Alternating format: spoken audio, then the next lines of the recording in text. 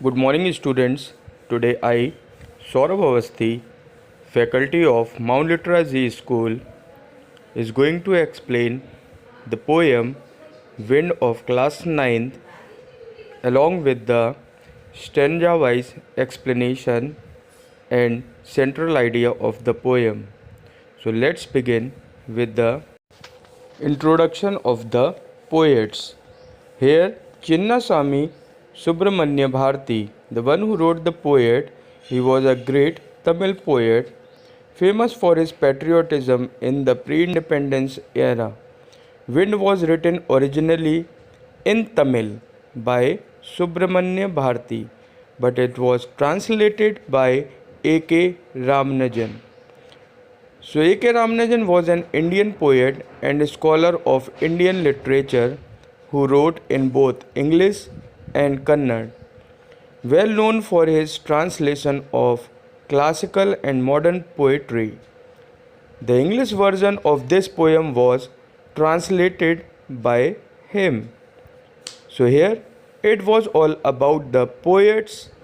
Now we will discuss about the poem Wind, which was originally written by Chinnaswamy Subramanya Bharati.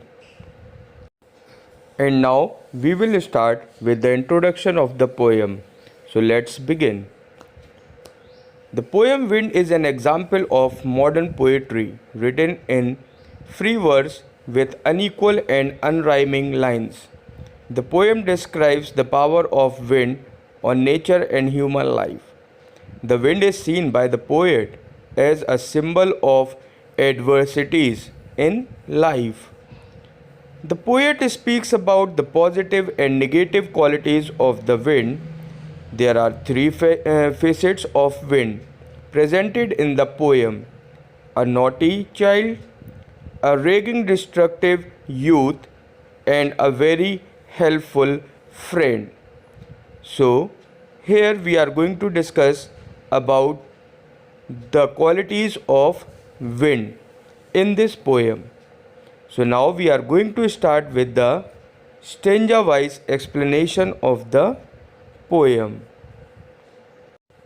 Now here in first stanza, you can just see, students, that the poet is requesting to the wind to come softly and not to break the shutters of the windows.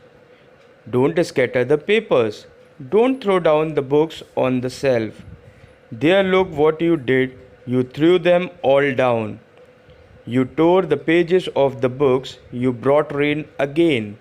See now, in the paraphrase of this stanza, here you can see where the poet is requesting to the wind to blow gently so that the shutters of the windows are not broken and the papers are not blown away.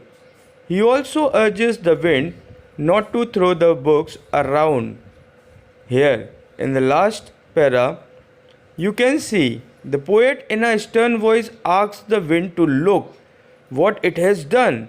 It has thrown down all the books from the shelf and torn their pages. It brought the clouds to make it rain again.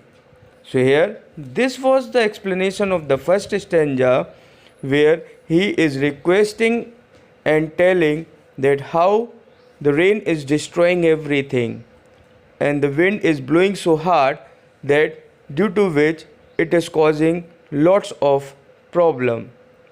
Okay, now coming to the second stanza. You are very clever at poking fun at weaklings. Frail crumbling houses, crumbling doors, crumbling rafters, crumbling wood, crumbling bodies, crumbling lives, crumbling hearts. The wind god winnows and crushes them all. So here the stanza means wind, being a powerful force, breaks things easily. The poet says that the wind makes fun of the weaklings. Weaklings means the people or the things which are not so strong. The wind can break down doors, rafters, or entire wooden houses altogether. Now, second paragraph. The poet further adds that the wind can tear down weak bodies and fragile hearts. The poet compares the situation with winnowing process and indicates that weak people lose courage on facing the adversities or challenges. Moreover, when there is a strong wind, all the things that are weak fall and get crushed by the wind. So here wind has been represented very strong over here in the poem in this stanza. So the poet wants to say that wind is so strong that it is just crushing all the weaklings, the people or the things which are not strong. Okay, now we have third stanza. He won't do what you tell him. So come, let's build strong homes. Let's join the doors firmly. Practice to firm the body. Make the heart steadfast. Do this and the wind will be friends with us. So here the poet wants to say that the wind doesn't listen to anyone and its actions are governed by its alone. So we have to build our homes on a strong foundation and ensure that the doors cannot be easily knocked down by the wind. And the poet says that problems are beyond our control, so we need to stay strong and prepare ourselves to accept the challenges and adversities. By doing so, the challenges won't be able to discourage us and affect our lives. So, this was stanza 3. Now, stanza 4 of the poem The Wind. The wind blows out weak fires. He makes strong fires roar and flourish. His friendship is good. We praise him every day. Now, the paraphrase. Here the poet says that wind has both bad and good effects. It blows out the fire with weak force, but if the fire burns strongly, the wind makes it more fierce. Thus, the wind can nurture that which is already strong.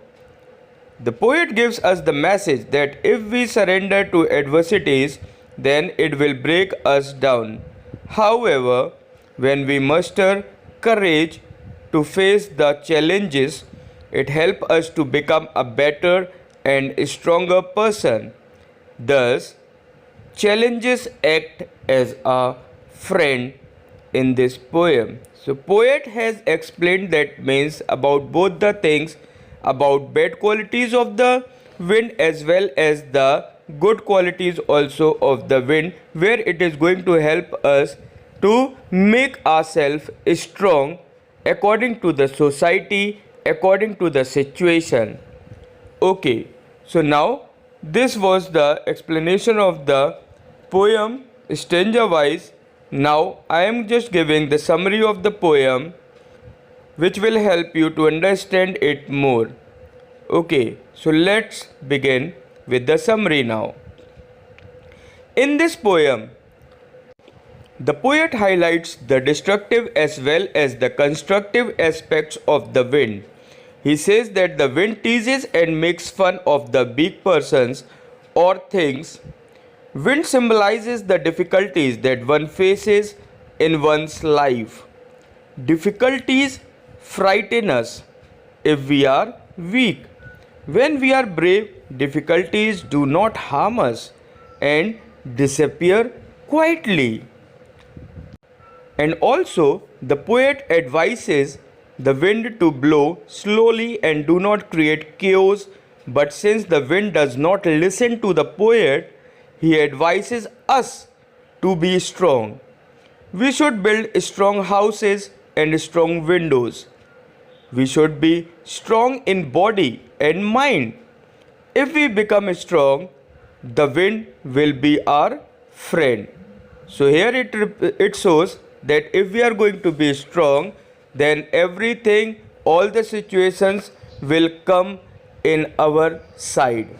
So finally, if we are strong, then everything is going to become our friend, and we will be able to handle all the adversities, that means all the bad situations of our life. So this was the summary of the poem. Now here is poetic devices which are used in the poem. First one is personification, whose example is you tore the pages of the book. Here you has been used as a personified word. Second one is metaphor. The example is the wind god winnows. So here winnows has been described as metaphor. Then anaphora, and at last alliteration. Alliteration means the repetition of a consonant sound in close connection, like wind god winnows. Here you can see the red words which are highlighted W.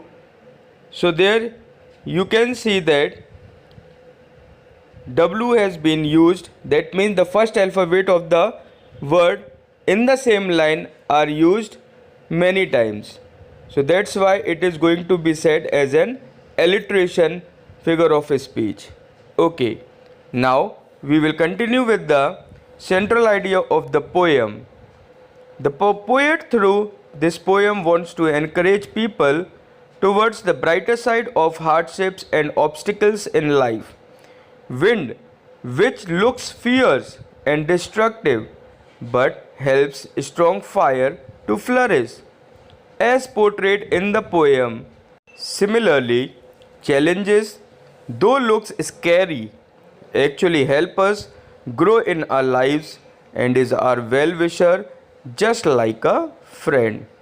So we should change adversities into opportunities. So students, I hope that you all must have understood that what poet wants to say in this poem with the help of his message. So now see the final message given in this poem. If we are strong, then we can overcome our troubles. So we should make ourselves strong.